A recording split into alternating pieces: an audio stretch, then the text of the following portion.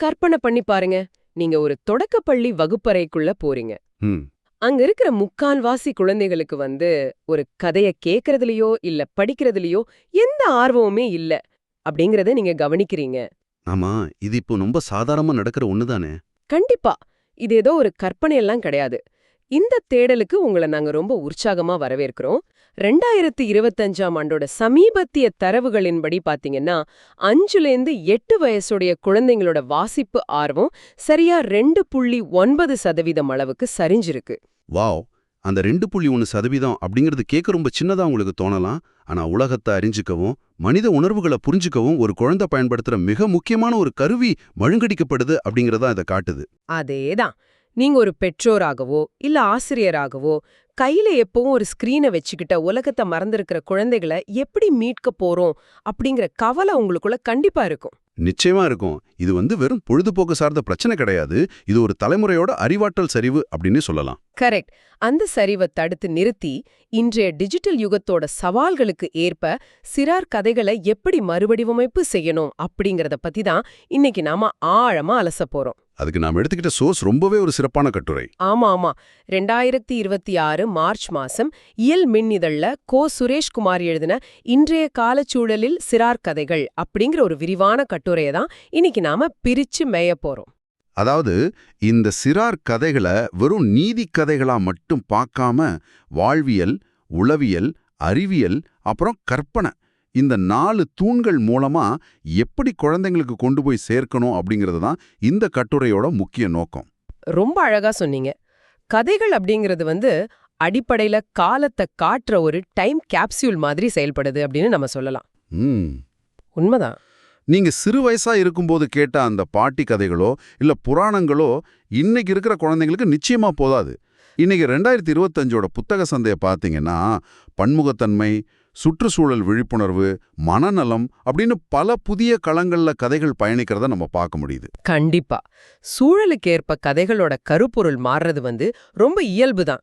ஆனா இன்னைக்கு நம்ம முன்னாடி இருக்கிற மிகப்பெரிய சவால் என்னன்னா, கதைகள் எதை பத்தி பேசுது அப்படிங்கறது மட்டும் இல்ல.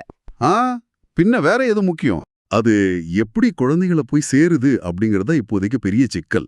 ஏன்னா தொடர்ந்து ஸ்கிரீன் பார்க்கறதாலையும் மிக வேகமா நகர்ற வீடியோக்களை பார்க்கறதாலையும் குழந்தைகளோட அந்த கவன குவிப்பு, அதாவது அட்டென்ஷன் ஸ்பேன் பெருமளவு குறைஞ்சிடுச்சு. ஆமா.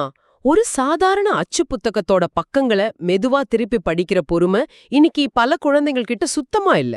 அதனாலதான் பதிப்பகங்களும் சரி, சிறார் எழுத்தாளர்களும் சரி, கதைகளை ரொம்ப சுருக்கமாவும் ஆடியோ புத்தகங்களாவும் அனிமேஷன் அப்புறம் இன்டராக்டிவ் வடிவங்களாவும் கொடுக்க வேண்டிய கட்டாயத்துக்கு தள்ளப்பட்டிருக்காங்க. ஆனா இத பாக்கும்போது எனக்குள்ள ஒரு பெரிய சந்தேகம் வருது. என்ன சந்தேகம்? இப்போ குழந்தைங்களோட கவனக்குவிப்பு குறைஞ்சிடுச்சு அப்படிங்கறதுக்காக நாமும் அதுக்கேத்த மாதிரி கதைகளை ரொம்ப சுருக்கி காட்சி பூர்வமா கொடுத்துக்கிட்டே இருந்தோம்னா அது குழந்தைங்களோட ஆழ்ந்த வாசிப்பு பழக்கத்தையே முற்றிலுமா அழிச்சிடாதா? ஒரு நல்ல கேள்வி. அதாவது நாம அந்த ஸ்கிரீன் அடிக்ஷன் கிட்டயே முழுசா சரணடைகிற மாதிரி தானே இது இருக்கு. நீங்க சொல்றது மேலோட்டமா பார்த்தா ஒரு சரணடைதல் மாதிரி தான் தெரியும். ஆனா கட்டுரை ஆசிரியர் இத வேற ஒரு கோணத்துல அணுகிறாரு. வாசிப்பிலிருந்து முற்றிலுமா விலகி போன ஒரு குழந்தைய மீண்டும் கதை உலகத்துக்குள்ள கொண்டு வர இந்த ஆடியோ புத்தகங்களும் அனிமேஷன்களும் ஒரு தூண்டில் மாதிரி செயல்படுது. ஓ, ஒரு தூண்டில் மாதிரி சொல்றீங்க? ஆமா. ஒரு குழந்தை கதையின் மேல ஈடுபாட்டையே இழந்துட்ட ஒரு நிலையில அந்த இன்டராக்டிவ் வடிவங்கள் தான் மீண்டும் அவங்க ஆர்வத்தை தூண்டி விடுது. அப்போ அந்த திரை பயன்பாட்டை நாம ஒரு தூண்டிலா பயன்படுத்துறோம். ஆனா அச்சு புத்தகம் தான் அவங்களுக்கான உண்மையான உணவு அப்படின்னு சொல்லலாமா? எக்ஸாக்ட்லி, அதேதான். ஏன்னா அச்சு புத்தகத்தை கையில புடிச்சு வாசிக்கும்போது மூளை செயல்படுற விதமே வேற. ஒவ்வொரு வார்த்தையா படிச்சு வாக்கியங்களை இணைச்சு மூளைக்குள்ள ஒரு காட்சியை உருவாக்குறது அப்படிங்கிறது ஒரு தியானம் மாதிரி இல்லையா? கரெக்ட். அது பொறுமையையும் ஒருமுகப்பாட்டையும் ரொம்ப நல்லாவே வளர்க்கும். நீங்க சரியா புரிஞ்சுக்கிட்டீங்க. தொழில்நுட்பம் அப்படிங்கிறது கதை உலகத்துக்குள்ள நுழையறதுக்கான ஒரு நுழைவு வாயில் மட்டும்தான். அதுவே முற்றுப்புள்ளியா மாறிடக்கூடாது. கண்டிப்பா. ஒரு முறை குழந்தை அந்த கதையோட சுவாரஸ்யத்துக்குள்ள ஈர்க்கப்பட்டுட்டா மெதுவா அவங்கள அச்சு புத்தகங்களை நோக்கி நாம நகர்த்தணும். அங்கதான் உண்மையான அறிவாற்றல் வளர்ச்சி நடக்குது. சூப்பர். வாசிப்புக்குள்ள குழந்தைங்களை கொண்டு வர்றது முதல் படி. ஆனா அவங்க என்ன வாசிக்கிறாங்க அப்படிங்கறது அடுத்த பெரிய சவால். நிச்சயமா.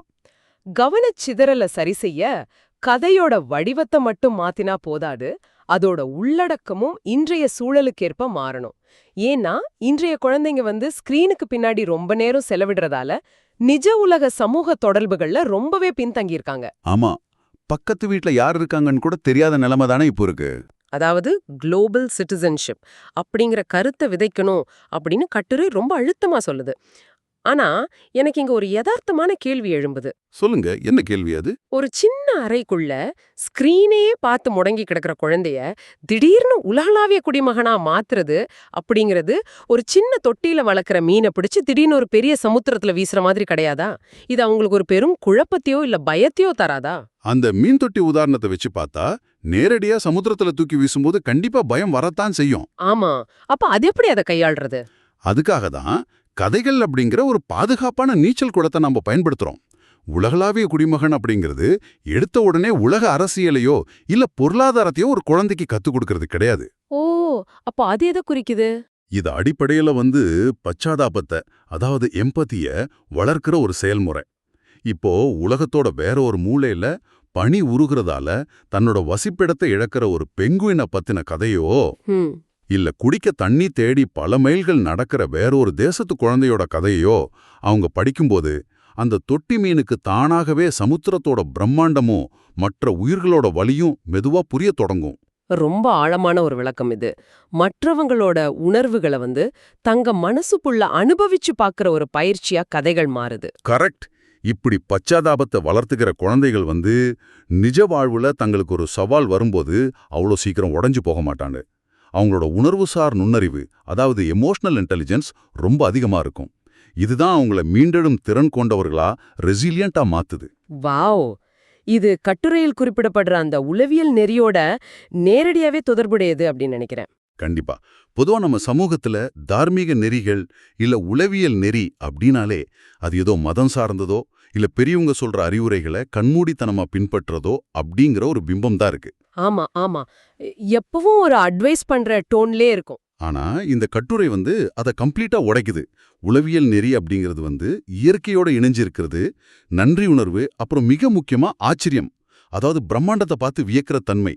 அந்த அப்படிங்கிற உணர்வை கதைகள் மூலமா ஏற்படுத்துறது தான் உண்மையான உளவியல் நெறி அப்படின்னு சொல்லுது. இந்த ஆச்சரியம் அப்படிங்கிற விஷயத்த நம்ம கொஞ்சம் விரிவாகவே பேசணும். ஏன்னா ஒரு குழந்தைகிட்ட போய் இயற்கைக்கு நன்றி சொல்லு அப்படின்னு ஒரு அறிவுரையா சொன்னா அது அவங்களுக்கு சலிப்பதான் தரும். நிச்சயமா அவங்க காதுலயே வாங்கிக்க மாட்டாங்க. ஆனா மனிதர்கள் தோன்றதுக்கு முன்பிருந்தே பல 1000 வருஷங்களா வாழ்ந்துகிட்டு இருக்கிற ஒரு பிரம்மாண்டமான பேசும் மரம் உன்ன பத்தின கதைய சொல்லும்போது அந்த குழந்தையோட மொழிக்குள்ள ஒரு பெரிய வியப்பு ஏற்படும். ஆமா, நம்மை விட பெரிய பழமையான விஷயங்கள் இந்த உலகத்துல இருக்கு அப்படிங்கிற ஒரு ஆச்சரியம் அது. அந்த உணர்வு வந்துட்டாலே இயற்கைய மதிக்கணும் அப்படிங்கிற எண்ணம் இயல்பாகவே அவங்களுக்குள்ள வந்துடும் இல்லையா? அந்த வியப்பு உணர்வு தான் உண்மையான தார்மீக வளர்ச்சியோட அடித்தளமே. தான் மட்டுமே இந்த உலகத்தோட மையம் கிடையாது, தான் ஒரு பெரிய இயற்கை சங்கிலியில ஒரு சின்ன அங்கம் மட்டும்தான் அப்படின்னு உணரும்போது குழந்தைங்க கிட்ட இயல்பாவே சுயநலம் குறையும். பகிர்தல் போன்ற குணங்கள் தானாவே வளர ஆரம்பிக்கும். கரெக்ட். இன்றைய இந்த டிஜிட்டல் தனிமைப்படுத்தலுக்கு இது ஒரு மிகச்சிறந்த மருந்து அப்படின்னே சொல்லலாம். சரி, உணர்வு பூர்வமா சமூகத்தோட இணைக்கிறது ஒரு பக்கம் இருக்கட்டும். ஆனா இன்றைய இந்த இன்டர்நெட் யுகத்துல பச்சாதாபம் மட்டுமே ஒரு குழந்தைய காப்பாத்திடாது அப்படின்னு தோணுது. எப்படி சொல்றீங்க? இப்போ நீங்க வாட்ஸ்அப்பையோ இல்ல வேற சமூக வலைத்தளங்களையோ திறந்தீங்கன்னா எது உண்மை எது போலி செய்தி, அதாவது ஃபேக் நியூஸ் அப்படின்னு கண்டுபிடிக்க முடியாத அளவுக்கு தகவல்கள் கொட்டி கிடக்கு. ஆமா, அது ஒரு பெரிய பிரச்சனை தான். இந்த மாய வலையிலிருந்து தப்பிக்க உணர்வுகளை தாண்டி தர்க்க அறிவும் தேவைப்படுது. கதைகள் எப்படி இந்த போலி செய்திகளுக்கு எதிரான ஒரு கேடயமா செயல்படுது? ரொம்ப சுவாரஸ்யமான பாயிண்ட் இது. மூளைக்குள்ள ஒரு குறிப்பிட்ட சாஃப்ட்வேரை இன்ஸ்டால் பண்றது மூலமா கதைகள் இதை செய்யுது. அதுதான் தர்க்க ரீதியான சிந்தனை, லாஜிக்கல் திங்கிங். ஓ, லாஜிக்கல் திங்கிங் மேம்படுது அப்படின்னு சொல்றாரு. அந்த 40% அப்படிங்கிற தரவு என்ன நிஜமாவே பிரமிக்க வச்சது. இது கேட்கவே ரொம்ப ஆச்சரியமா இருக்கு. அதாவது மூளைக்கு இது ஒரு ஜிம் மாதிரி செயல்படுது அப்படின்னு புரியுது. ஆனா இது எப்படி சாத்தியமாவுது? அதாவது இது எப்படி புரிஞ்சுக்கலாமா? இப்போ செவ்வாய் கிரகத்துல மாட்டிக்கிட்ட ஒரு சிறுவனை பத்தின கதைய ஒரு குழந்தை படிக்குது அப்படின்னு வச்சுப்போம். சரி. அங்க அவனுக்கான தண்ணி உறைஞ்சிடுது. இப்ப தீ மூட்டுறதுக்கு அங்க ஆக்சிஜன் கிடையாது. ஆக்சிஜன் இல்லாம எப்படி அந்த பனிக்கட்டிய உருக்குறது அப்படின்னு அந்த வாசக குழந்தை சிந்திக்க தொடங்குது. கரெக்ட். கதையோட சுவாரஸ்யத்தை தொடர்றதுக்காக அந்த குழந்தை தன் மூளைக்குள்ள ஒரு இயற்பியல் புதிர தீர்க்குது. இதுதானே அந்த மூளைக்கான ஜிம். மிக சரியான ஒரு உதாரணம். அறிவியல் புனைகதைகள் எப்பவுமே ஒரு குறிப்பிட்ட விதிகளுக்கு உட்பட்டு தான் இயங்கும். அது ஒரு கற்பனையான வேற்றுகிரகமா இருந்தா கூட அங்கும் ஒரு தர்க்கம் இருக்கும் இல்லையா? ஆமா ஆமா. இது நடந்தா இது விளைவா இருக்கும். அந்த காஸ் அண்ட் எஃபெக்ட் அப்படிங்கிற காரண காரிய தொடர்பு அங்க ரொம்ப வலுவா இருக்கும். இதை தொடர்ந்து வாசிக்கிற குழந்தை அந்த தர்க்க சங்கிலிய தன்னிச்சையாவே உள்வாங்கிக்குது. ஓஹோ. நிஜ வாழ்வுல அவங்க ஒரு தகவலையோ இல்ல செய்தியையோ பார்க்கும்போது இது எப்படி சாத்தியம், இதுக்கு பின்னாடி உள்ள அறிவியல் என்ன அப்படின்னு அவங்கள அறியாமலேயே கேள்வி கேட்க பழகுறாங்க. எதையும் மேலோட்டமா நம்பிட மாட்டாங்க. அடடா, அவங்க இயற்கையாகவே எதையும் பகுத்தாயும் தன்மை கொண்டவர்களா மாறிடுறாங்க. ஆனா இங்கே எனக்கு ஒரு முரண்பாடு தோணுது. என்ன முரண்பாடு? எல்லாமே அறிவியல், தர்க்கம், விதிகளுக்கு உட்பட்டது அப்படின்னு ஆகிட்டா அப்புறம் அந்த எல்லையற்ற கற்பனை திறனுக்கு, இமேஜினேஷனுக்கு அங்க என்ன வேலை இருக்கு? செயற்கை நுண்ணறிவு, அதாவது ஏஐ கோலோச்சும் இந்த காலத்துல மனிதர்களுக்கே உரித்தான கற்பனை திறன் ஏன் முக்கியம் அப்படின்னு கட்டுரை பேசுது. அது ரொம்ப முக்கியமான ஒரு ஆர்குமெண்ட். ஏன்னா ஏஐ அப்படிங்கிறது கடந்த கால தரவுகளையும் நிகழ்கால தகவல்களையும் தொகுத்து வழங்குறதுல தான் ரொம்ப சிறந்தது. ஆனா முற்றிலுமா ஒரு புதிய எதிர்காலத்தை, இதுவரை நடக்காத ஒன்ன கற்பனை செய்ய மனித மூளையால மட்டும்தான் முடியும். இப்படி நடந்தா எப்படி இருக்கும் அப்படிங்கிற கேள்வி. ஆமா, அந்த வாட் இஃப் அப்படிங்கிற கேள்வி வெறும் பகல் கனவு கிடையாது. அது மனித குலத்தோட சிக்கல் தீர்க்கும் திறனுக்கான, ப்ராப்ளம் சால்விங்குக்கான ஒரு அடிப்படை. மேகங்களுக்கு நடுவே மிதக்கிற ஒரு நகரத்தை பத்தி ஒரு குழந்தை கற்பனை செய்யுதுன்னா அது வெறும் வேடிக்கை இல்ல. அது சாத்தியக்கூறுகளோட எல்லைகளை விரிவுபடுத்துது. எதிர்கால திட்டமிடலுக்கான விதையே அந்த கற்பனை தான். ரொம்ப அழகா சொன்னீங்க. கற்பனையோட எல்லைகளை விரிவுபடுத்துறது எவ்வளவு முக்கியமோ அதே அளவுக்கு நிஜ உலகத்தோட அழுத்தங்களை கையாள்றதும் முக்கியம். இது நம்ம இந்த கட்டுரையோட இறுதி மற்றும் மிக முக்கியமான பகுதியான மனநலனும் செயற்கை நுண்ணறிவின் சவால்களும் அப்படிங்கிற இடத்துக்கு கொண்டு வருது. ஆமா, இன்னைக்கு இது ரொம்ப தேவையான ஒண்ணு. இன்னைக்கு சமூக ஊடகங்களால, சோஷியல் மீடியாவால குழந்தைகளிடையே பெருமளவு ஒப்பீடு, அதாவது கம்பேரிசன் வந்துருச்சு. மற்றவங்க எவ்வளவு மகிழ்ச்சியா இருக்காங்க, நாம் அப்படி இல்லையே அப்படிங்கிற ஒரு மன அழுத்தம் அவங்கள நெருக்குது. கண்டிப்பா. எனவே எப்பவுமே வெற்றி பெறறத பத்தி மட்டுமே பேசாம தோல்விகளை இயல்பா ஏத்துக்கிறத பத்தின கதைகள் இன்றைய கட்டாயம் அப்படின்னு ஆசிரியர் சொல்றாரு. பல தசாப்தங்களாவே நம்ம குழந்தைங்களுக்கு ஹீரோக்கள் எப்போதுமே வெற்றி பெறும் கதைகளையே சொல்லிக் கொடுத்து வளர்த்துட்டோம். ஆனா இன்றைய இந்த டிஜிட்டல் ஒப்பீட்டு உலகத்துல அது ரொம்பவே ஆபத்தானது. ஆமா, அது ஒரு பொய் பிம்பத்தை உருவாக்கிடும். கதாநாயகன் தோற்று போகும், அழும், அப்புறம் அந்த வலிய கடந்து மீண்டும் எழுந்து வர்ற கதைகள் குழந்தைங்களுக்கு இப்போ ரொம்ப தேவை. இதுதான் உண்மையான உணர்ச்சி மேலாண்மை, அதாவது எமோஷன் மேனேஜ்மெண்ட். தோல்வி அப்படிங்கிறது வாழ்க்கையோட முடிவு கிடையாது அப்படிங்கறத அவங்க கதைகள் மூலமாவே கத்துக்கணும். இதை நான் முழுமையா ஏத்துக்கிறேன். ஆனா இங்க நான் வலுவா ஒரு வாதத்தை முன்வைக்க விரும்புறேன். சொல்லுங்க. தோல்வியை கையாள்ற கதைகள் தான் வேணும் அப்படின்னு சொல்றீங்க.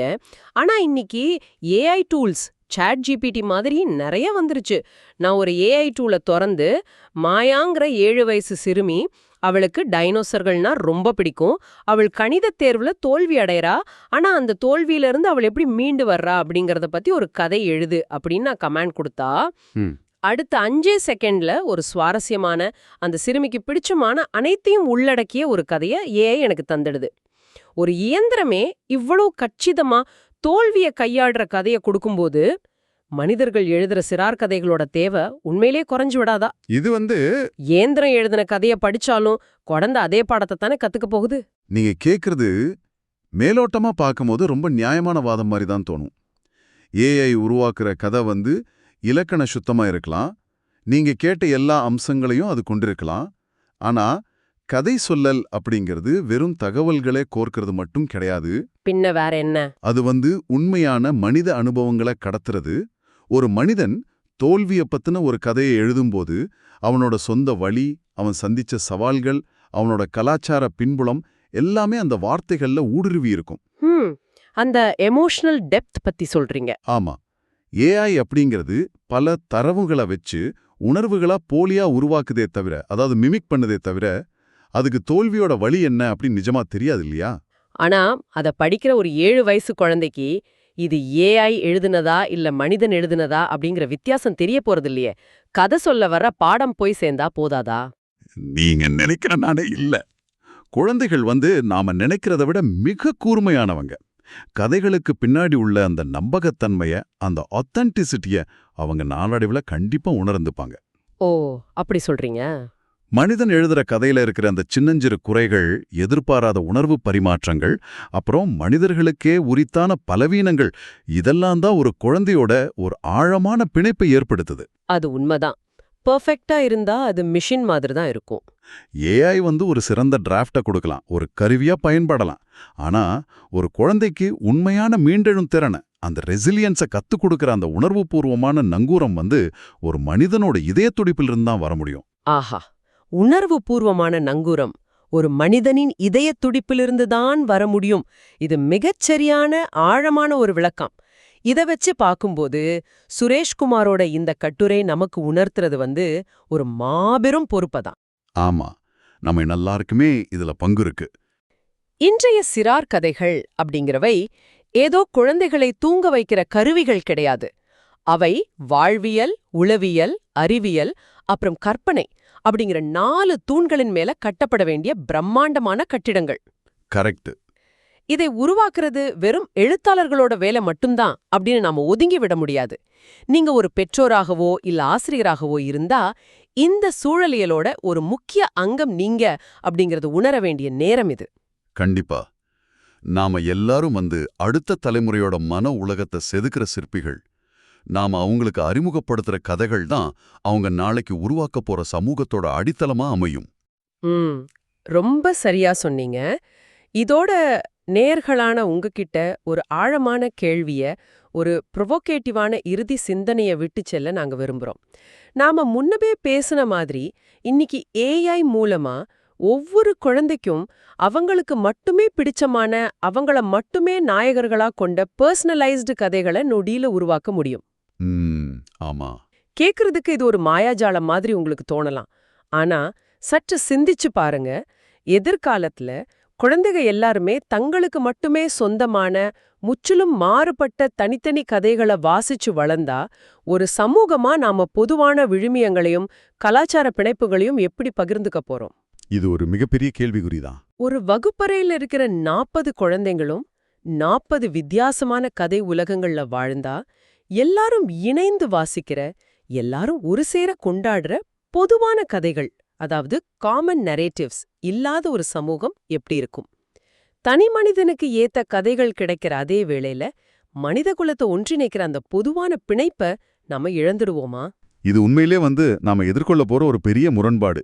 தனிப்பயனாக்கம் அப்படிங்கிற பேர்ல மனிதர்களை ஒன்றிணைக்கிற பொதுவான கதைகளை நம்ம எப்பவுமே இழந்துவிடக்கூடாது அப்படிங்கிறத நேயர்கள் கொஞ்சம் ஆழமா சிந்திக்கணும். கண்டிப்பா சிந்திக்கணும். அடுத்த முறை ஒரு குழந்தைகிட்ட ஒரு புத்தகத்தையோ இல்ல ஒரு டேப்லெட்டையோ கொடுக்கும்போது இந்த கேள்விய உங்களுக்குள்ளேயே கேட்டுக்கோங்க. இந்த ஆழமான தேடல்ல எங்களோட நினைஞ்சதுக்கு மிக்க நன்றி. தொடர்ந்து தேடுங்க, தொடர்ந்து படிங்க, கேள்விகள் கேட்டுக்கிட்டே இருங்க. சந்திப்போம்.